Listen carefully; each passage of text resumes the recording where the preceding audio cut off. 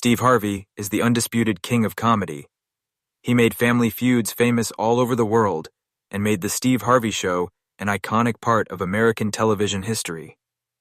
For 3 long years, he had to sleep in the dark and be alone because his car broke down. From there, he rose to become a living hero, taking charge of the stage and becoming millions of people's favorite singer. With his huge popularity and wicked sense of humor, he built a huge company that earned him the name the unshakable giant of television. Steve Harvey has not only made people laugh for decades, but he has also changed the face of global entertainment and given people new ideas about what it means to be persistent. Steve Harvey's name will always be linked to Family Feud, the kings of comedy, and best-selling books that have helped, directed, and changed the lives of millions of people around the world. That shining heritage, though, hides a story that is neither glamorous nor pleasant. There were wounds that never healed, families that were torn apart, terrible loneliness, and tragedies that not even his fame could shield him from. For many years, everyone only saw his smile, but few people ever felt the heavy truth on his heart. There were dark secrets and deep wounds in his soul that would never heal. They followed him through a life full of victories, but also scarred by storms and loss. Finally, please hit the like button to show your respect for Steve Harvey if you think he was one of the most important people in TV history. To the man who gave joy to the world while carrying unimaginable pain alone.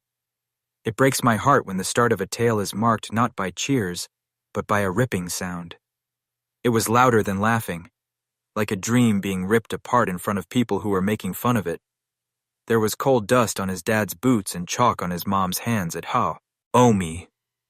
But there was no comfort for the youngest of 5 children, who stuttered and had a weak hope. For Steve Harvey, his youth was not a happy time. It had marks on it from being poor and shamed. Steve Harvey was born on January 17, 1957, in the small coal town of Welch, West Virginia. His father was Jesse Harvey, a worker whose lungs were black from working long hours underground, and Eloise Vera, a teacher who worked hard until she broke. After that, the family moved to Cleveland, Ohio, and settled on East 112th Street.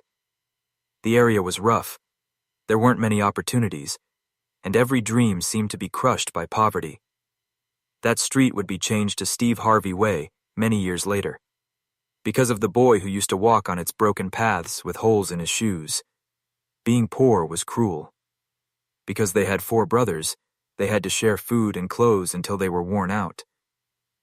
In the winter, it was too cold for the walls to keep out the cold. On top of being poor, the color of his skin made things even worse. In the Midwest in the 1960s, a young black boy was rarely told to think bigger than just staying alive. Steve's dreams were always in danger because he was poor and stuttered, and people laughed at him before he even started in school and at work. His stutter made every word hard for him to say in class. People laughed at broken words, and the jokes hurt deeply.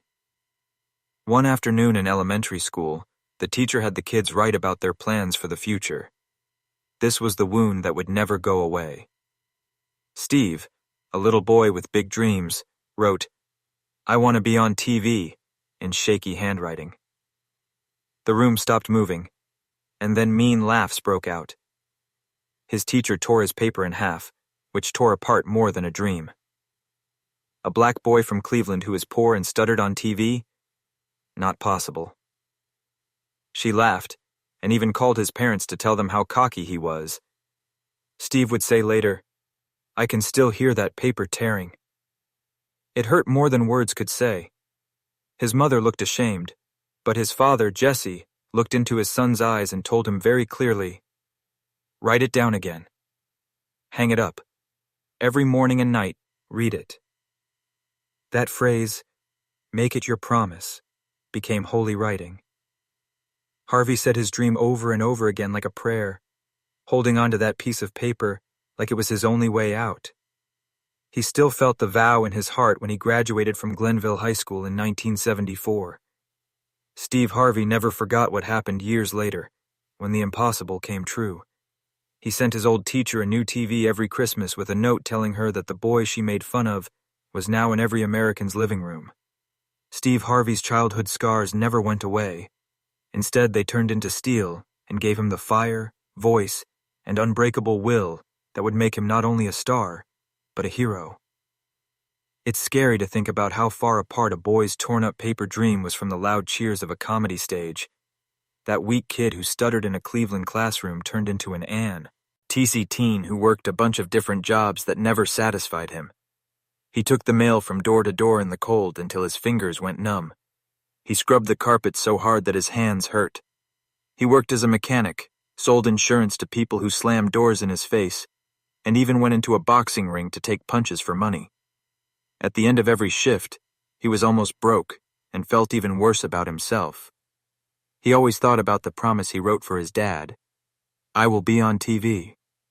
It stuck in his mind like a fragile lantern in a tube of never-ending night. Then there was a very smoky night in 1985 in a Cleveland club. The lights were dim, and everyone in the room was waiting for someone to make them laugh.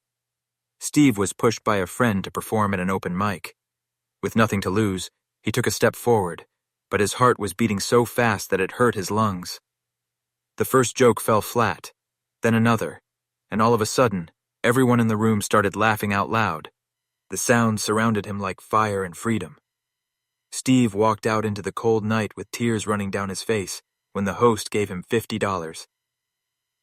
Through sobs, he whispered, "I was born tonight." He held the crumpled bill like it was gold. He quit his job the next morning. He knew who he was meant to be for the first time. But fate doesn't always give us a straight path. Steve Harvey didn't live in an apartment or a hotel for 3 long years after that big break. He lived in the trunk of a 1976 Ford.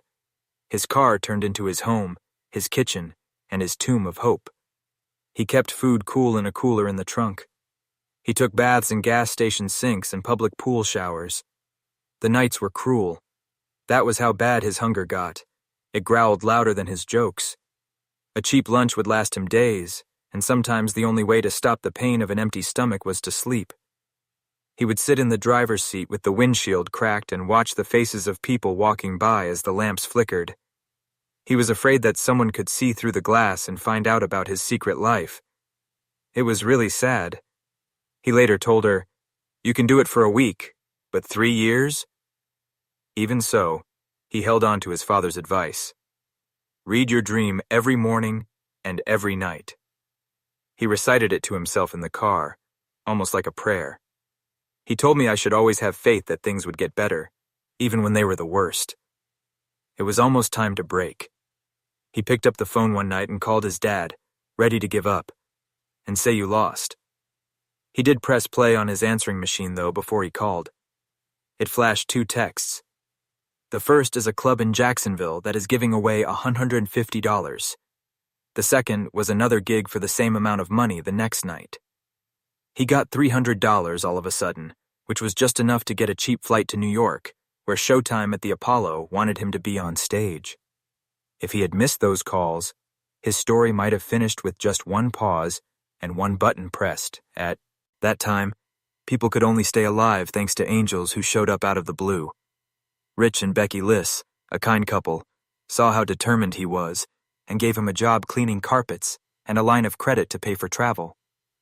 Their faith gave him back his honor, when shame almost took it away. Many years later, Steve called them live on national TV to say thank you and promised to return their kindness for the rest of his life. He didn't give up after years of going hungry, being made fun of, and spending cold nights in a car. They carved him. Every failure gave him more drive, and every humiliation helped him get to the point where he was ready to face the whole country. Steve Harvey was born again through laughter and baptized through hardship. He now had the unquenchable fire of a man who was meant to become a legend. In the dark of a Ford, the boy used to whisper his dream.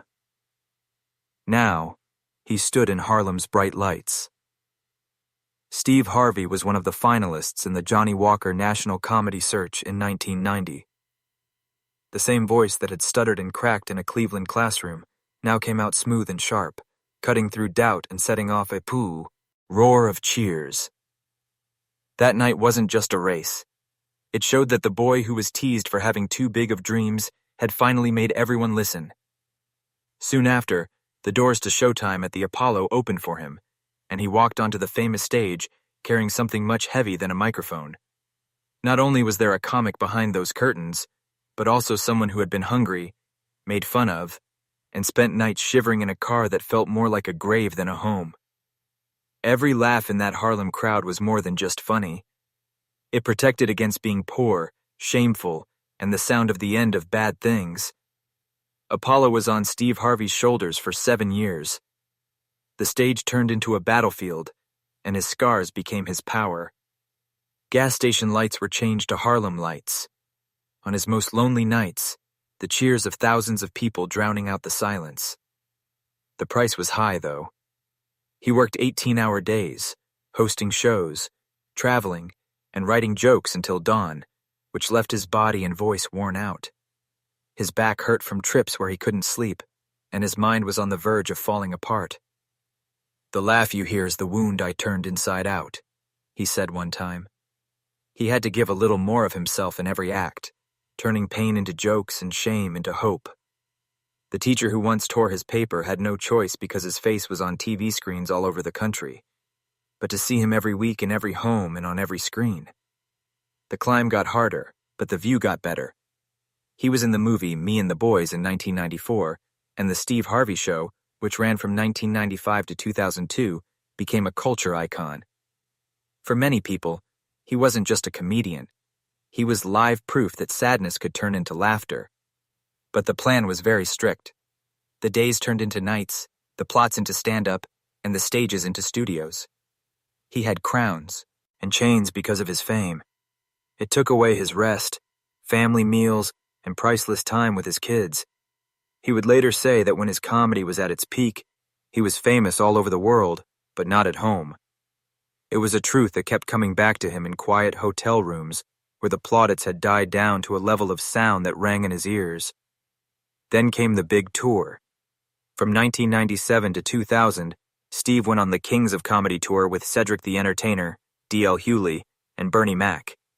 Each night, theaters were rocking with raucous fans. When Spike Lee filmed it all for the first Kings of Comedy in 2000, Harvey's name became etched not only in the history of stand-up comedy, but also in the heart of American culture. A man who used to wonder if people would remember him said that the sound of whole crowds chanting his name was so beautiful that it was almost too much to bear.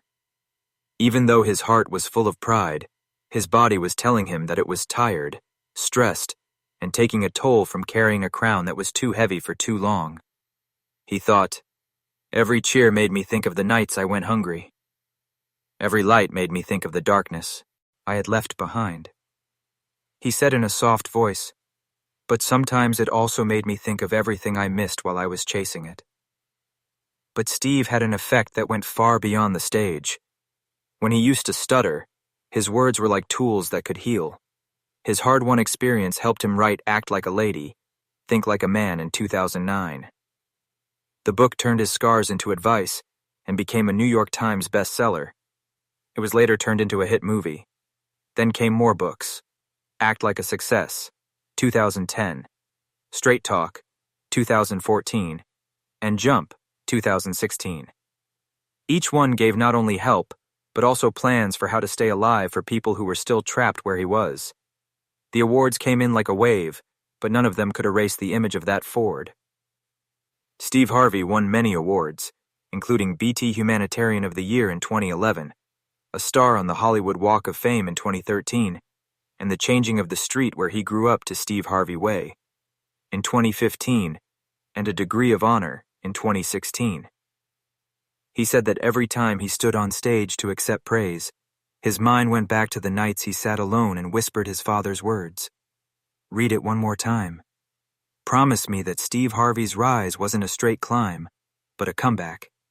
He went from Harlem to Hollywood, from best-selling books to huge TV networks. He was live proof that faith can get you through tough times, and toughness can turn you from a nobody to a king. But even though the world praised him, the man behind the smile was tired from not getting enough rest for years. feelings of pain from missed holidays, empty seats at family meals, and fights that were fought alone. His job wasn't always successful. It was the completion of a prophecy that a scared child had written on a torn piece of paper. A dream that was once laughed at is now a story.